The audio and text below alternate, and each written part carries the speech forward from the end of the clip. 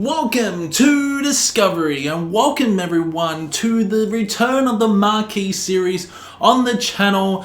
Discovery is going to be massive. Every single week I'm going to give you my favorite albums of that week.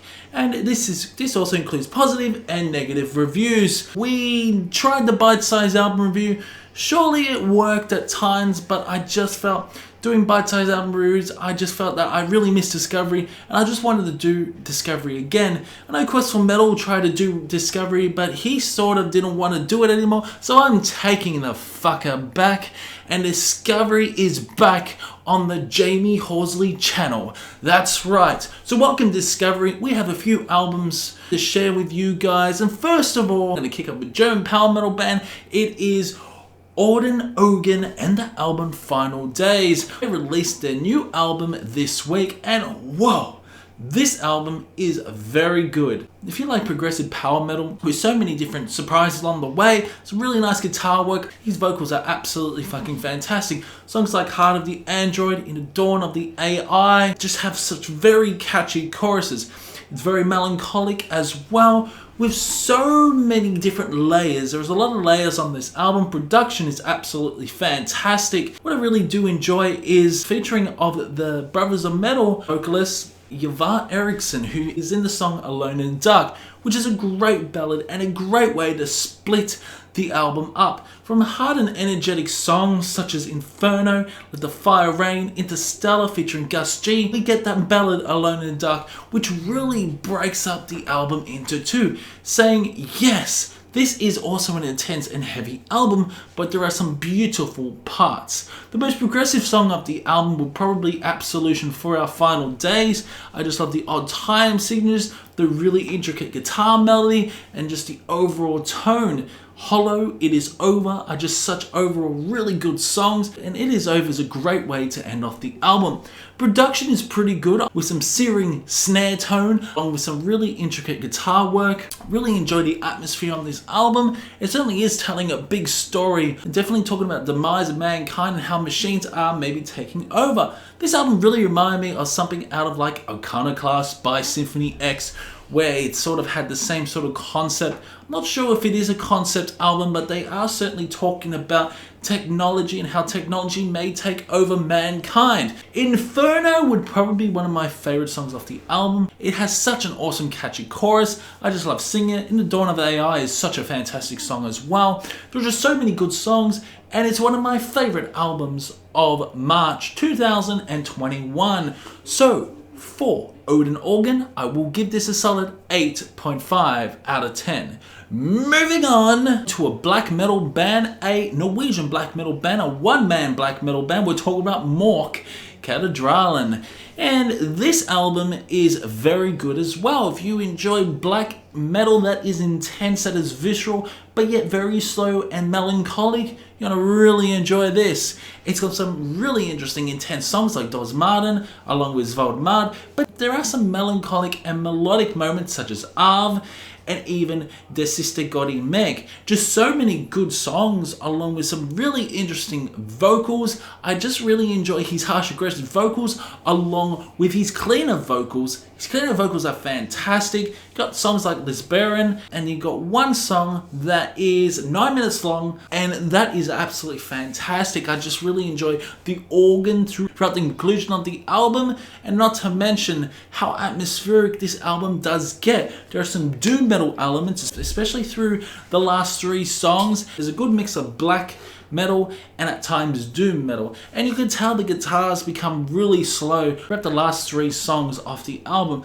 But overall, Mork Katedralen has such an interesting production. I really love how enjoyable the production is on this album. Guitars sound absolutely fucking fantastic. The vocals are perfect within the mix. What is a little bit daunting is the album length, running about 48 minutes. Yes, this is a very fun black metal album, but I just feel that it may have dragged on a little bit too long. Maybe cut a little bit of fat off the album. Don't get me wrong, this is a very good album by Mork.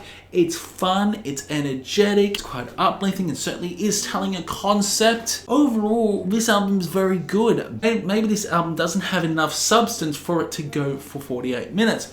But that's just my opinion. For more Katedralen, I will give this a 7.5 out of 10. So next up is an epic power metal, heavy metal band. We are talking about Warrior Path and their album, The Mad King. So this album is really good. I just really love the intricate melodies. There's some really nice guitar work. Production is on point. It really is. Building, at times, I feel harmonic orchestra throughout this album. This really reminds me of Iron Maiden along with Blind Guardian as well. Mix of Iron Maiden and Blind Guardian and even Halloween. Some really interesting melodies. I love this song, The Mad King. He's Wrathful 4. His vocals are very good on this album. I love his vocals. In case you don't know, Warrior Path are from Greece. There are some hit and miss moments on this album, but one thing is that this album is slightly long. The songs are very good. I just feel that some of these songs do overstay their welcome. Just like songs like Avenger, Out From The Shadows, Don't Fear the Unknown. Some really good moments. I love the solos. Vocals are on point. The drumming is spectacular. But like I said, there is a lot of riffs that are repetitive on this. The same sort of melodies you get. But like, it is a concept album, I can understand. Yeah, as you play this album over and over again, you start to really enjoy it. This will take a few more listens for you to enjoy. But yeah, what can I say? It's a good album by Warrior Path. I was pumped when the singles came out for The Mad King. I really enjoyed every single aspect of it. But listening to this album as a whole, it does lack because some of these songs do sound samey and there's some boredom that creeps in. What can I say? There's nothing really much I can say. Production's on point. It's a really enjoyable heavy metal, power metal element, but it does overstay its welcome. For Warrior Path, The Mad King, I will give this a solid 6.5 out of 10. So next is one of my favorite black metal albums of March. It is Zaratus in the Days of Hall. First of all, look at this fucking artwork. The fucking artwork on this album drew me in to listen to this. This is sort of an avant-garde metal album, avant-garde black metal album with some really weird shit. Like, you can have an organ, you can at times have symphonic elements, at times some crazy odd time signatures. It's absolutely nuts, this album, and all this does fit. Now, this is Zaratus' debut album and they hail from Greece. And there's just so many different moments on this album there really is, like Darkness and Decay, and they got some spiraling guitars throughout the Haunted in Place, you got Chaos and Blood. His vocals are very dark, very demonic at times. I love his shrieks, and just the overall tone on this album is very unpredictable. Incredible spiraling guitar moments along with the drumming as well that really throws you off guard. The unpredictable songs like The Haunted Palace, Chaos and Blood. There are just so many instruments within this album there really is, and it's just one hell of a creative black metal album Zaratus has made. The production is on point. The snare sounds fucking fantastic. The guitars sound great as well. The vocals are so balanced, very evil in tone.